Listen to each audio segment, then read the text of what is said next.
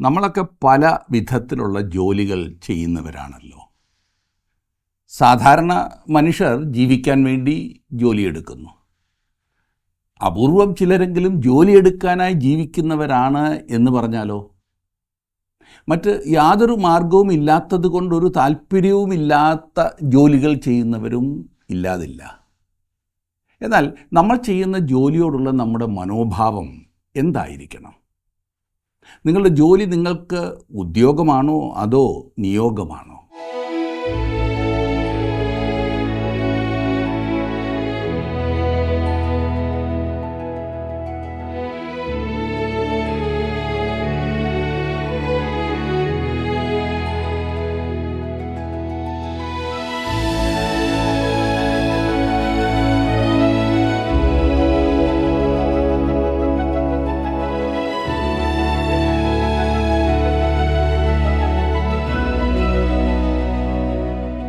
ജീവസന്ദേശം പ്രോഗ്രാമിലേക്ക് എല്ലാ പ്രിയപ്പെട്ടവർക്കും സ്വാഗതം. വിവിധ അവയവങ്ങൾ ചേർന്നാണ് ഒരു ശരീരം രൂപം കൊള്ളുന്നത്.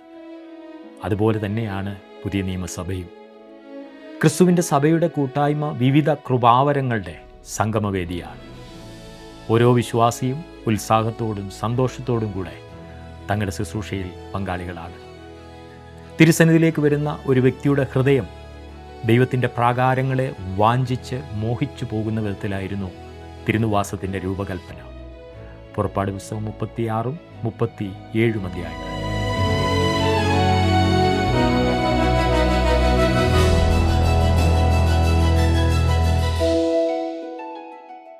പുറപ്പാട് പുസ്തകം 36 അധ്യായം സമാഗമന കൂടാരത്തിൻ്റെ നിർമ്മാണം സംബന്ധിച്ച കാര്യങ്ങൾ തന്നെയാണ് വിവരിക്കുന്നത്.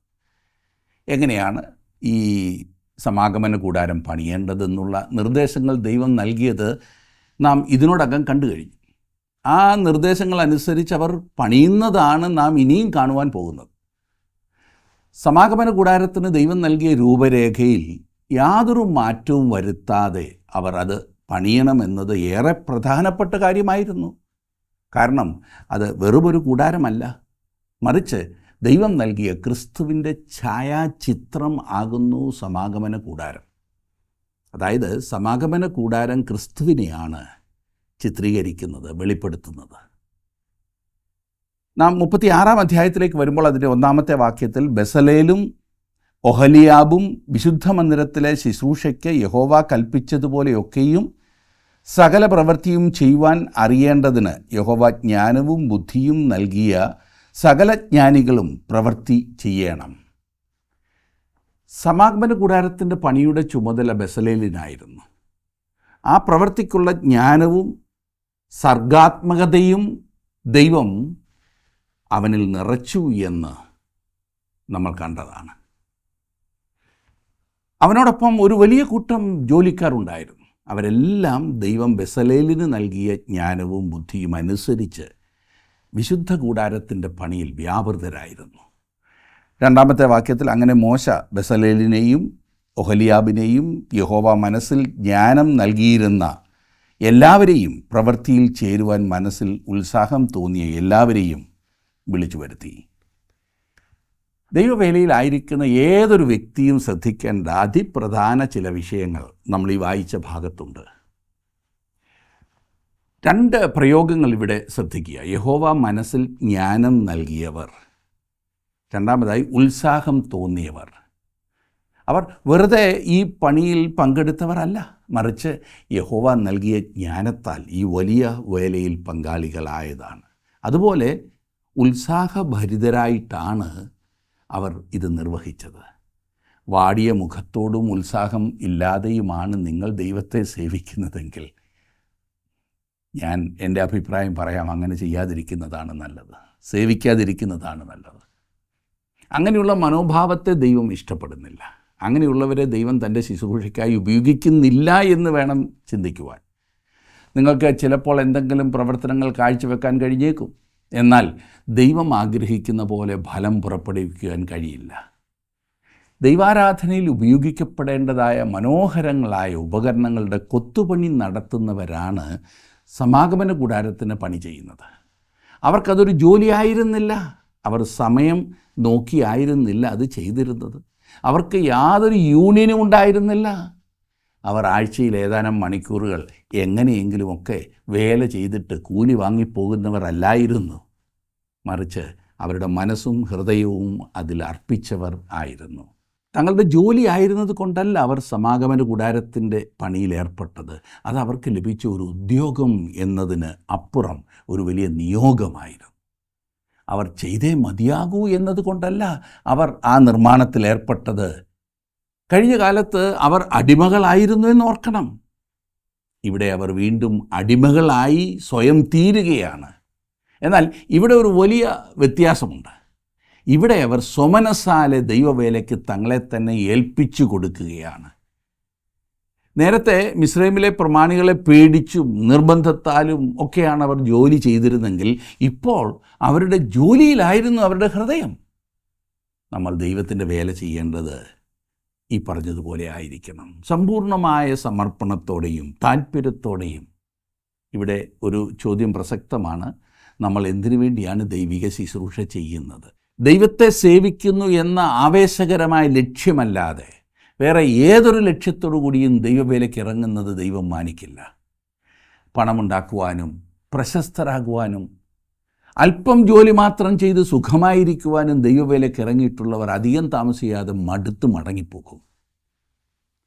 ഏതാനും ചില പ്രസംഗങ്ങൾ തയ്യാറാക്കിയാൽ അവ ഉപയോഗിച്ച് പിടിച്ചു നിൽക്കാമെന്ന് ചിന്തിക്കുന്നവരും അധികം കഷ്ടപ്പെടാതെ എങ്ങനെയെങ്കിലും കഴിഞ്ഞുകൂടാമെന്ന് ചിന്തിച്ച് ദൈവവേലയിൽ പ്രവേശിക്കുന്നവരും പരാജയപ്പെട്ടു പോകുന്നതാണ് സാധാരണ കാണുന്നത്.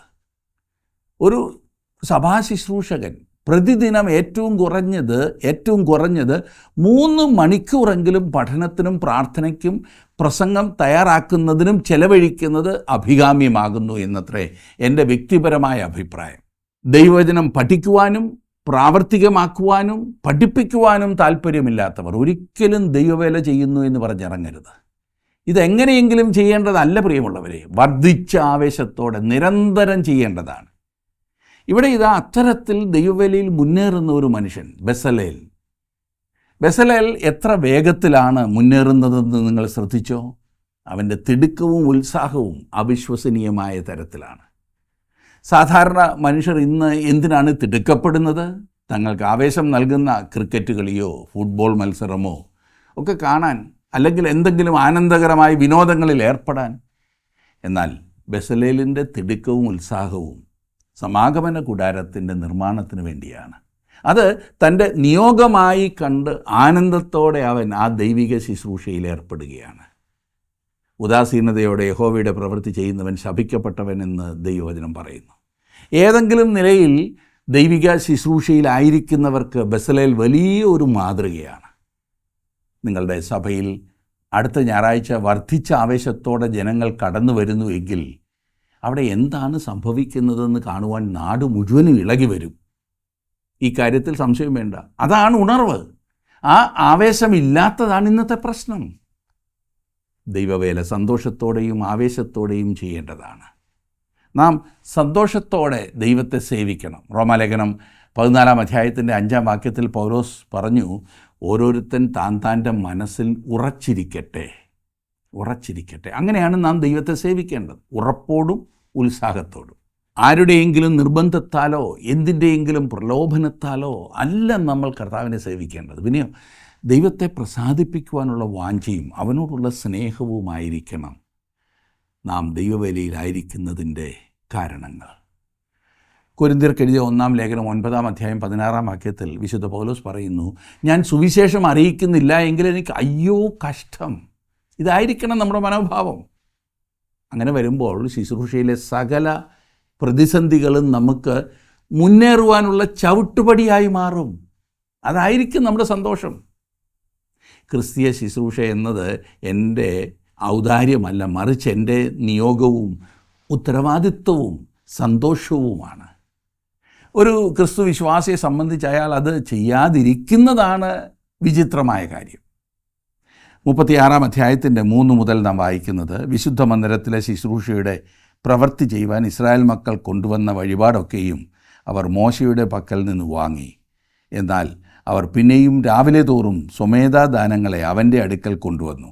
അപ്പോൾ വിശുദ്ധ മന്ദിരത്തിൻ്റെ സകല പ്രവൃത്തിയും ചെയ്യുന്ന ജ്ഞാനികളൊക്കെയും താൻ ചെയ്തു വന്ന പണി നിർത്തി വന്ന് മോശയോട് യഹോവ ചെയ്യുവാൻ കൽപ്പിച്ച ശുശ്രൂഷയുടെ പ്രവൃത്തിക്ക് വേണ്ടതിലധികമായി ജനം കൊണ്ടുവരുന്നു എന്ന് പറഞ്ഞു. ഇവിടെ ജനത്തിൻ്റെ താല്പര്യമൊന്ന് നോക്കിക്കേ. നേതൃത്വം കൊടുക്കുന്നവരുടെ താല്പര്യവും ഉത്സാഹവും കണ്ടപ്പോൾ ജനത്തിനും താല്പര്യമായി. തങ്ങൾക്കും ഈ പ്രവൃത്തിയിൽ പങ്കാളികളാകണം എന്ന് അവർ സന്തോഷത്തോടെ തീരുമാനിക്കുകയാണ്. അവർ അതിനായി സ്വമേധാ ദാനങ്ങൾ നൽകുകയാണ്. ഓർക്കുക, ആരുടെ മേലും യാതൊരു സമ്മർദ്ദവും ഈ കാര്യത്തിൽ ചെലുത്തിയിരുന്നില്ല. അവർ സ്വയം തീരുമാനിച്ചതനുസരിച്ചാണ് ഇവിടെ ദാനങ്ങൾ നൽകിയത്. ഇവിടെ ഈ വേലയ്ക്ക് നേതൃത്വം നൽകുന്നവരുടെ ആത്മാർത്ഥതയും ഉത്സാഹവും ജനങ്ങളിലേക്ക് പടരുകയാണ്. ജനം കൊടുത്തത് മതി എന്ന് രേഖപ്പെടുത്തിയിരിക്കുന്ന വേദപുസ്തകത്തിലെ ഒരേ ഒരു ഭാഗം ഇതാണ്. സമാഗമന കൂടാരം നിർമ്മിക്കുന്നതിന് ആവശ്യമായിരിക്കുന്ന ഉപകരണങ്ങളിൽ വേണ്ടതിലും അധികം അവർ കൊണ്ടുവന്നിരുന്നു. ആരാണവർ? അടിമകളായിരുന്നവർ. എന്നാൽ ഇന്ന് അവർ ദൈവത്തിനു വേണ്ടി കൊടുക്കുവാൻ വലിയ മനസ്സോടെ മുൻപോട്ട് വരികയാണ്. 6-ാം വാക്യത്തിൽ നാം കാണുന്നത്, അതിന് മോശ പുരുഷന്മാരാകട്ടെ സ്ത്രീകളാകട്ടെ വിശുദ്ധ മന്ദിരത്തിൻ്റെ വഴിപാട് വകയ്ക്ക് മേലാൽ പ്രവൃത്തി ചെയ്യേണ്ട എന്ന് കൽപ്പിച്ചു. അവർ അത് പാളയത്തിൽ പ്രസിദ്ധമാക്കി. അങ്ങനെ ജനം കൊണ്ടുവരുന്നത് നിർത്തലായി. നോക്കുക, ഒടുവിൽ ദാനങ്ങൾ കൊണ്ടുവരാതിരിക്കുവാൻ ജനങ്ങളെ തടയേണ്ടതായും വന്നു. അവർ കൊണ്ടുവന്നത് മതിയായി എന്നവരോട് പറയുന്നു.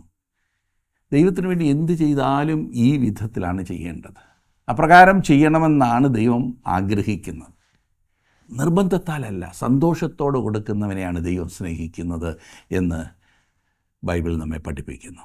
അങ്ങനെ കൊടുക്കുമ്പോൾ കുറഞ്ഞു പോകുകയല്ല, അനുഗ്രഹമായി അത് മാറുകയാണ് ചെയ്യുന്നത്. അതൊരു ദൈവിക പ്രമാണമാണ്. നാം സന്തോഷത്തോടെ കൊടുക്കണമെന്നാണ് ദൈവത്തിൻ്റെ താല്പര്യം. ദൈവത്തെ ആരാധിക്കുന്നത് സന്തോഷത്തോടെ ആയിരിക്കണം. ഈ 36-ാം അധ്യായത്തിൽ സമാഗമന കൂടാരത്തിലെ ചില ഉപകരണങ്ങളെക്കുറിച്ചും സമാഗമന കൂടാരത്തിൻ്റെ ഭാഗങ്ങളെക്കുറിച്ചും വീണ്ടും പറഞ്ഞിരിക്കുന്നതായി നാം കാണുന്നു. അത് ആവർത്തനമായി നമുക്ക് തോന്നാം. എന്നാൽ മുൻപ് നമുക്ക് സമാഗമന കൂടാരത്തിൻ്റെ മാതൃകയാണ് നൽകിയിരുന്നതെന്ന് ശ്രദ്ധിച്ചിരിക്കേണ്ടതാണ്. എന്നാൽ ഇവിടെ അതിൻ്റെ പണി നിവർത്തിക്കുകയാണ്. രണ്ടും തമ്മിൽ വ്യത്യാസമുണ്ട്. നേരത്തെ മാതൃക, ഇപ്പം യഥാർത്ഥ പണി എങ്ങനെ എന്നാണ് പറയുന്നത്. നമുക്കൊരു മാതൃകയും അതിനുള്ള സാമഗ്രികളും മാത്രം പോരാ, നാം പോയി വേല ചെയ്യേണ്ട ആവശ്യമുണ്ട്. ഈ 36-ാം അധ്യായത്തിൽ അവർ വേല ആരംഭിക്കുകയാണ്. 8-ാം വാക്യത്തിൽ നാം വായിക്കുന്നത്, പണി ചെയ്യുന്നവരിൽ ജ്ഞാനികളായ എല്ലാവരും പഞ്ഞിനൂൽ, ധൂമ്രനൂൽ, ചുവപ്പുനൂൽ എന്നിവ കൊണ്ടുള്ള 10 മൂടുശീല കൊണ്ട് തിരുനിവാസമുണ്ടാക്കി. നെയ്ത്തുകാരൻ്റെ ചിത്രപ്പണിയായ കെരൂബുകളുള്ളതായിട്ട് അതിനെ ഉണ്ടാക്കി. ഇതായിരുന്നു സമാഗമന കൂടാരത്തിൻ്റെ മൊത്തത്തിലുള്ള മറ. ആദ്യം അവർ പോയപ്പോൾ മരുഭൂമി യാത്രയിൽ ഉപകരണങ്ങളുടെ മറശീലയായി അത് സൂക്ഷിച്ചു. ചുറ്റിലുമുള്ള വേലി അതായിരുന്നു. ഇന്നത്തെ നമ്മുടെ ഭാഷയിൽ പറഞ്ഞാൽ വേലിയായിരുന്നു. ഈ നേർമയുള്ള പഞ്ഞിനൂൽ യേശുക്രിസ്തുവിൻ്റെ നീതീകരണത്തെ കുറിക്കുന്നു. അതവൻ്റെ സ്വഭാവത്തെയും പ്രവർത്തനത്തെയും സൂചിപ്പിക്കുന്നു. നാം ദൈവസന്നിധിയിൽ നിൽക്കേണ്ടതിന് നമ്മെ ധരിപ്പിക്കുവാൻ നമ്മുടെ കർത്താവ് നമുക്ക് നൽകുന്ന നീതിയെയാണ് ഇത് കുറിക്കുന്നത്. നമ്മുടെ ആവശ്യങ്ങളെ നിറവേറ്റുവാൻ ക്രിസ്തു മതിയായവനാണ് എന്ന കാര്യമാണ് ഏറ്റവും പ്രാധാന്യമർഹിക്കുന്നത്. നമ്മെ രക്ഷിക്കുവാൻ അവൻ പ്രാപ്തനാണ്. നമ്മെ വിടുവിക്കുവാൻ അവൻ മതിയായവനാണ്. നമ്മെ കാത്തു സൂക്ഷിക്കുവാനും അവൻ പ്രാപ്തൻ തന്നെ.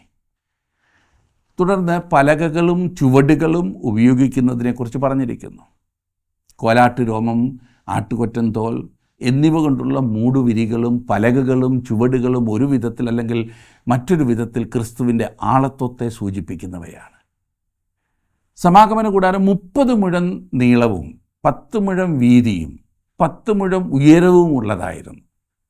അത് ഖദിരമരം കൊണ്ട് ഉണ്ടാക്കിയതും പലകകൾ മുഴുവനായി പൊന്നു പൊതിഞ്ഞതും ആയിരുന്നു. പലകകൾ 1.5 മുഴം വീതിയുള്ളതും മരുഭൂമി യാത്രയിൽ അവ കൊണ്ടു നടക്കുവാൻ ഭാരമുള്ളവയും ആയിരുന്നു. പൊന്നു പൊതിഞ്ഞ പലകകൾ നേരെ നിർത്തണമായിരുന്നു. എന്നാൽ ഓരോന്നിനും വെള്ളി കൊണ്ടുള്ള ചുവടുകളിൽ ഉറച്ചിരിക്കുവാൻ കുടുമകൾ ഉണ്ടായിരുന്നു. അങ്ങനെ സമാഗമന കൂടാരം മൊത്തമായി വെള്ളിമേൽ ആയിരുന്നു നിന്നിരുന്നത്. വെള്ളി വീണ്ടെടുപ്പിനെ കുറിക്കുന്നതാണെന്ന് ഞാൻ നേരത്തെ പറഞ്ഞല്ലോ. സമാഗമന കൂടാരത്തിൻ്റെ പലകകൾ തമ്മിൽ ചേർന്നിരിക്കുവാനായി അന്താഴങ്ങളും ഉണ്ടായിരുന്നു. ഈ അന്താഴങ്ങൾ ചെലുത്തുവാൻ ഓരോ പലകയിലും വളയങ്ങൾ ഉണ്ടാക്കിയിരുന്നു. ഇത് വളരെ സൂക്ഷ്മമായി നിർമ്മിച്ചവയായിരുന്നു. സമാഗമന കൂടാരത്തിൻ്റെ ചിത്രത്തിൽ ഇത് നിങ്ങൾക്ക് കുറേ കൂടെ വ്യക്തമായി കാണുവാനായിട്ട് സാധിക്കും. ഇനിയും അകത്തെയും പുറത്തെയും തിരശീലകളെക്കുറിച്ച് പറഞ്ഞിരിക്കുന്നു. സമാഗമന കൂടാരത്തെ 2 ഭാഗങ്ങളായി വിഭജിച്ചിരുന്നു. അതിൻ്റെ മധ്യത്തിൽ ഒരു തിരശീല അകത്തുണ്ടായിരുന്നു. ചെറിയ ഭാഗത്തിന് അതിവിശുദ്ധ സ്ഥലമെന്നും വലിയ ഭാഗത്തിന് വിശുദ്ധ സ്ഥലമെന്നുമാണ് പേർ. സമാഗമന കൂടാരത്തിനകത്തുള്ള ഓരോ വസ്തുവും യേശുക്രിസ്തുവിൻ്റെ ആളത്വത്തെയോ അവൻ്റെ പ്രവർത്തനത്തെയോ കുറിക്കുന്നതായിരുന്നു. 36-ാം അധ്യായത്തിൽ ചിന്തിച്ച കാര്യങ്ങളാണ് 37-ാം അധ്യായത്തിലും പറഞ്ഞിരിക്കുന്നത്. ആയതിനാൽ തിരുവചന ഭാഗങ്ങൾ ഞാൻ ആവർത്തിച്ച് വായിക്കുന്നില്ല. നിങ്ങൾ തന്നെ അത് 37-ാം അധ്യായം വായിച്ചാൽ മതി. എന്നാൽ പ്രധാനപ്പെട്ട കാര്യങ്ങൾ മാത്രം ഈ അധ്യായത്തിലുള്ളത് ഞാൻ നിങ്ങൾക്കൊന്ന് വിവരിച്ചു തരാം. പുറത്തെ പ്രാകാരത്തിലുണ്ടായിരുന്ന 2 ഉപകരണങ്ങൾ താമ്രപീഠവും താമ്രത്തൊട്ടിയുമായിരുന്നു. വിശുദ്ധ സ്ഥലത്ത് പ്രവേശിക്കുമ്പോൾ അവിടെ 3 ഉപകരണങ്ങൾ നമുക്ക് കാണുവാൻ കഴിയും. സ്വർണ്ണ വിളക്ക് തണ്ട്, കാഴ്ചയപ്പത്തിൻ്റെ മേശ, ധൂപപീഠം. ഇവയാണ് ആ 3 ഉപകരണങ്ങൾ. അതിവിശുദ്ധ സ്ഥലത്ത് നിയമപ്പെട്ടകവും കൃപാസനവും ഉണ്ടായിരുന്നു. സമാഗമന കൂടാരത്തിന് 3 ഭാഗങ്ങളുണ്ടായിരുന്നു. അതുപോലെ തന്നെ സമാഗമന കൂടാരത്തിന് 3 പ്രവേശന സ്ഥാനങ്ങളും ഉണ്ടായിരുന്നു. ഒന്നാമത് സമാഗമന കൂടാരത്തിൻ്റെ ചുറ്റിലും ഉണ്ടായിരുന്ന വേലി. ആ മറയിൽ കൂടി ഒരു പ്രവേശനം ഉണ്ടായിരുന്നു. രണ്ടാമതായി വിശുദ്ധ സ്ഥലത്തേക്ക് പ്രവേശിക്കുന്ന ഒരു കവാടമുണ്ടായിരുന്നു. 3-ാമത്തെ പ്രവേശനം അതിവിശുദ്ധ സ്ഥലത്തേക്ക് നയിക്കുന്നതായിരുന്നു. അവിടെ മഹാപുരോഹിതൻ ആണ്ടിൽ 1 പ്രാവശ്യം പാപപരിഹാര ദിവസം മാത്രം പ്രവേശിച്ച് കൃപാസനത്തിന്മേൽ രക്തം തളിക്കുമായിരുന്നു. തുടർന്ന് സമാഗമന കൂടാരത്തിലെ ഉപകരണങ്ങളെക്കുറിച്ച് പറഞ്ഞിരിക്കുന്നു. 7 ഉപകരണങ്ങൾ ശരിയായ രീതിയിൽ വെച്ചിരിക്കുന്ന ഒരു മനോഹരമായ ചിത്രമാണ് നമുക്കിവിടെ ലഭിക്കുന്നത്. അവ ഓരോന്നും ഏതെങ്കിലും നിലയിൽ ക്രിസ്തുവിലേക്കുള്ള സൂചകങ്ങൾ ആയിരുന്നു. താമ്രപീഠം നമുക്ക് പാപമോചനം ലഭിക്കുന്ന കർത്താവായ യേശു ക്രിസ്തുവിൻ്റെ ക്രൂശിനെയാണ് സൂചിപ്പിക്കുന്നത്. തനിക്കുള്ളവരെ ക്രിസ്തു കഴുകി ശുദ്ധീകരിക്കുന്നു എന്ന വസ്തുതയാണ് താമ്രത്തൊട്ടി ചിത്രീകരിക്കുന്നത്. ഈ താമ്രത്തൊട്ടിയുടെ അടുത്താണ് നാം നമ്മുടെ പാപങ്ങളെ ഏറ്റുപറഞ്ഞ് മോചനവും ശുദ്ധീകരണവും പ്രാപിക്കേണ്ടത്. വിശുദ്ധ സ്ഥലം ആരാധനയുടെ സ്ഥലമാണ്. അവിടെ ലോകത്തിൻ്റെ വെളിച്ചമായ ക്രിസ്തുവിനെ ചൂണ്ടിക്കാണിക്കുന്ന സ്വർണ്ണ വിളക്ക് തണ്ടുണ്ട്. നാം അനുഭവിക്കുന്ന ജീവൻ്റെ അപ്പമായ ക്രിസ്തുവിനെയാണ് കാഴ്ചയപ്പത്തിൻ്റെ മേശ ചൂണ്ടിക്കാണിക്കുന്നത്. ധൂപപീഠം പ്രാർത്ഥനയുടെ സ്ഥലമാണ്. ക്രിസ്തു നമ്മുടെ മധ്യസ്ഥനാണെന്ന സത്യമാണത് വിളിച്ചറിയിക്കുന്നത്. എബ്രായർക്ക് എഴുതിയ ലേഖനത്തിൽ ധൂപപീഠം അതിവിശുദ്ധ സ്ഥലത്ത് വെച്ചിരിക്കുന്നതായിട്ടാണ് വിശദീകരിച്ചിരിക്കുന്നത്. ശ്രദ്ധിക്കണം, അതിന് കാരണമുണ്ട്. അത് ആരംഭത്തിൽ അതിവിശുദ്ധ സ്ഥലത്തായിരുന്നില്ല, അത് വിശുദ്ധ സ്ഥലത്തായിരുന്നു ധൂപപീഠം. എന്നാൽ എബ്രായ ലേഖനത്തിൽ അത് പറഞ്ഞിരിക്കുന്നത് അതിവിശുദ്ധ സ്ഥലത്താകുന്നു എന്നാണ്. അതിൻ്റെ കാരണം നമ്മുടെ മധ്യസ്ഥൻ ഇപ്പോൾ സ്വർഗത്തിലാകുന്നു എന്നുള്ളതാണ്. എന്നാൽ ധൂപപീഠം ഇന്ന് നമുക്ക് ഓരോരുത്തർക്കും കടന്നു വരാവുന്ന തരത്തിൽ പുറത്ത് വിശുദ്ധ സ്ഥലത്താണ് ഇരിക്കുന്നത്. വിശ്വാസികൾക്ക് ദൈവത്തെ ആരാധിക്കേണ്ടപ്പോൾ അവർ വിശുദ്ധ സ്ഥലത്ത് കടന്നു വരുന്നു. പ്രധാനമായും ആരാധനയുമായി ബന്ധപ്പെട്ട കാര്യങ്ങൾ എന്തൊക്കെയാണ്? പാപമേറ്റു പറയുക, സ്തുതി സ്തോത്രങ്ങൾ അർപ്പിക്കുക, മധ്യസ്ഥത അണയ്ക്കുക, അപേക്ഷ കഴിക്കുക, ഇവയൊക്കെയാണ് ആരാധനയുമായി ബന്ധപ്പെട്ടിട്ടുള്ള കാര്യങ്ങൾ. ഇതെല്ലാം വിശുദ്ധ സ്ഥലത്താണ് നടക്കുന്നത്. ലോകം നൽകുന്ന വെളിച്ചമാണ് നിങ്ങൾക്ക് വേണ്ടതെങ്കിൽ നിങ്ങൾ പുറത്തു പോകുന്നു, പ്രാകാരത്തിന് വെളിയിൽ പോകുന്നു. എന്നാൽ വിളക്ക് തണ്ടിൽ നിന്നുള്ള വെളിച്ചമാണ് നിങ്ങൾക്ക് വേണ്ടതെങ്കിൽ നിങ്ങൾ അകത്ത് വരേണ്ടതാണ്. നിങ്ങൾ ക്രിസ്തുവിനെ സേവിക്കുവാൻ ആഗ്രഹിക്കുന്നുവെങ്കിൽ നിങ്ങൾക്ക് ലോകത്തിൻ്റെ ജ്ഞാനപ്രകാരം നടക്കുവാൻ കഴിയുകയില്ല. ആത്മീയ വിഷയങ്ങൾ ഗ്രഹിക്കുവാൻ ലോകത്തിൻ്റെ ജ്ഞാനം നമുക്ക് സഹായകരമല്ലേ അല്ല. കാരണം ലോകത്തിൻ്റെ ജ്ഞാനം ദൈവം ഭോഷത്വമാക്കിയെന്ന് ദൈവവചനം വ്യക്തമായി പറയുന്നു. അതുകൊണ്ട് തന്നെ ക്രിസ്തുവിനെ അറിയുവാനും സേവിക്കുവാനും ആഗ്രഹിക്കുന്നെങ്കിൽ നമ്മൾ ദൈവവചനത്തിൻ്റെ വെളിച്ചത്തിൽ നടക്കേണ്ടതത്രേ. ദൈവസന്നിധിയിൽ ഇരിക്കുന്ന യേശുക്രിസ്തുവിനെയാണ് അതിവിശുദ്ധ സ്ഥലം ചിത്രീകരിക്കുന്നത്. നാം കൃപാസനത്തിനടുത്ത് വരേണ്ടതാണെന്ന് എബ്രായ ലേഖനത്തിൽ പറഞ്ഞിരിക്കുന്നു. അതായത് കൃപാസനം വിശ്വാസിയെ സംബന്ധിച്ച് വളരെ പ്രധാനപ്പെട്ടതാണ്. അവിടെ തക്ക സമയത്ത് നമുക്ക് സഹായത്തിനുള്ള കൃപയും കരുണയും കണ്ടെത്തുവാൻ കഴിയുന്നു. ക്രിസ്തു വിശ്വാസികൾക്ക് സ്വർഗത്തിലൊരു കൃപാസനമുണ്ട്. യേശുക്രിസ്തു ഭൂമിയിൽ വന്നപ്പോൾ അവിടുന്ന് സമാഗമന കൂടാരത്തിൻ്റെ ചിത്രം നിവർത്തിക്കുന്നതിനപ്പുറം അസാധാരണമായ ഒരു കാര്യം കൂടെ ചെയ്തു. മരുഭൂമിയിൽ സമാഗമന കൂടാരം എപ്പോഴും ഭൂമിക്ക് സമാന്തരമായിട്ടായിരുന്നു സ്ഥിതി ചെയ്തിരുന്നത്. ഭൂമിയുടെ പരന്ന പ്രതലത്തിലായിരുന്നു യാഗപീഠം സ്ഥാപിച്ചത്. എന്നാൽ നമ്മുടെ പാപങ്ങളുടെ പ്രായശ്ചിത്ത വില നൽകുവാൻ ക്രിസ്തു വന്നപ്പോൾ അവനതിനെ ക്രൂശാകുന്ന യാഗപീഠത്തെ ഭൂമിക്ക് നേരെ നിർത്തി. ദൈവത്തിൻ്റെ കുഞ്ഞാട് നമ്മുടെ പാപങ്ങൾക്ക് വേണ്ടി അർപ്പിക്കപ്പെട്ട താമ്ര യാഗപീഠമായിരുന്നു ക്രൂശ്. അവിടുന്ന് നമ്മെ രക്ഷിക്കുവാനായി ഇവിടെ ഭൂമിയിൽ മരണം വരിച്ചു. നമ്മെ രക്ഷിക്കപ്പെട്ടവരായി നിലനിർത്തേണ്ടതിന് അവിടുന്ന് സ്വർഗത്തിലേക്ക് മടങ്ങിപ്പോയി. ഇന്ന് നമുക്ക് വേണ്ടി അവൻ സ്വർഗത്തിൽ ജീവിക്കുന്നു. ഇന്ന് അതിവിശുദ്ധ സ്ഥലം സ്വർഗത്തിലാകുന്നു. നാം ഇന്ന് ദൈവസന്നിധിയിലേക്ക് ചെല്ലുന്നത് ഒരു ആലയത്തിലൂടെയോ ഒരു മനുഷ്യനിലൂടെയോ അല്ല, പിന്നെയോ നാം ഇന്ന് യേശുക്രിസ്തുവിലൂടെ ദൈവത്തിങ്കലേക്ക് നേരിട്ട് ചെല്ലുകയാണ്. തിമോത്തിയോസിന് പൗലോസ് എഴുതിയത് 1 തിമോത്തിയോസ് 2:5 നമ്മുടെ മധ്യസ്ഥനായ ക്രിസ്തു യേശുവിനെക്കുറിച്ച് പറഞ്ഞിരിക്കുന്നത് എത്ര വ്യക്തമാണ്. ദൈവം ഒരുവനല്ലോ, ദൈവത്തിനും മനുഷ്യർക്കും മധ്യസ്ഥനും ഒരുവൻ, എല്ലാവർക്കും വേണ്ടി മറുവിലയായി തന്നെത്താൻ കൊടുത്ത മനുഷ്യനായ യേശുക്രിസ്തു തന്നെ. ഇപ്പോൾ ദൈവസന്നിധിയിലേക്ക് കർത്താവായ യേശുക്രിസ്തുവിലൂടെ നമുക്ക് ലഭിച്ചിരിക്കുന്ന പ്രവേശനം എത്ര ശ്രേഷ്ഠമാണ്. മറ്റൊരു തരത്തിലും സാധിക്കാത്ത ഒരു കാര്യം ക്രിസ്തു തൻ്റെ ക്രൂശിലെ മഹായാഗത്താൽ നമുക്കായി ചെയ്തെടുത്തിരിക്കുന്നു.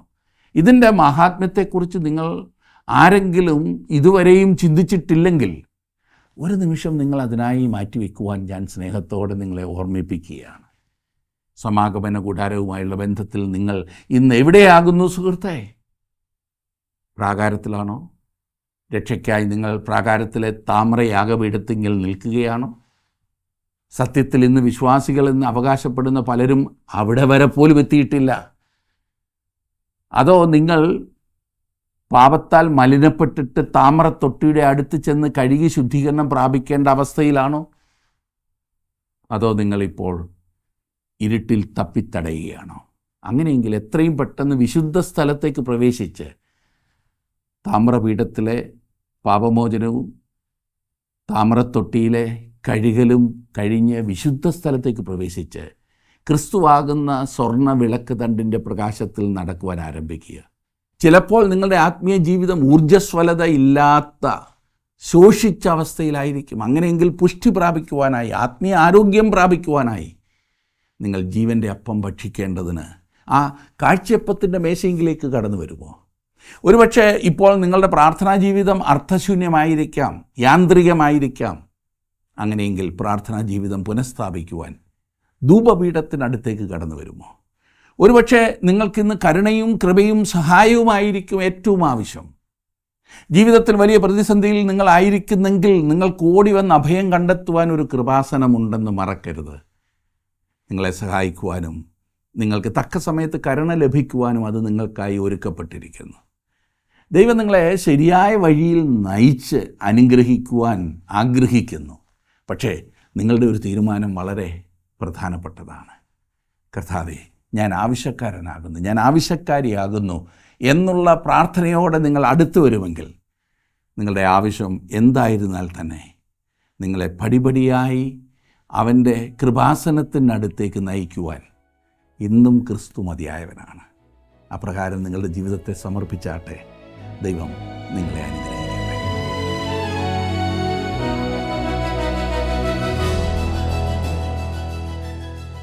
തിരുനിവാസവും അതിൻ്റെ ഉപകരണങ്ങളും ദൈവം മോശയ്ക്ക് കാണിച്ച സ്വർഗീയ മാതൃക പ്രകാരമായിരുന്നു. അതുകൊണ്ട് തന്നെ അത് മനുഷ്യ ചിന്തയുടെ സൃഷ്ടിയല്ല, ദൈവത്തിൻ്റെ കൈപ്പണിയായി. അതുപോലെ തന്നെ നാം അവിടുത്തെ കൈപ്പണിയായി സൽപ്രവൃത്തികൾക്കായിട്ട് ക്രിസ്തുവേശുവിൽ സൃഷ്ടിക്കപ്പെട്ടവരാകുന്നു. നാം ചെയ്തു പോരേണ്ടതിന് ദൈവം അത് മുന്നൊരുക്കിയിരിക്കുന്നുവെന്ന് പുതിയ നിയമവിശ്വാസികളെക്കുറിച്ചുള്ള ദൈവിക പദ്ധതി എഫേസ്യർക്ക് എഴുതിയ ലേഖനത്തിൽ നമ്മൾ വായിക്കുന്നു.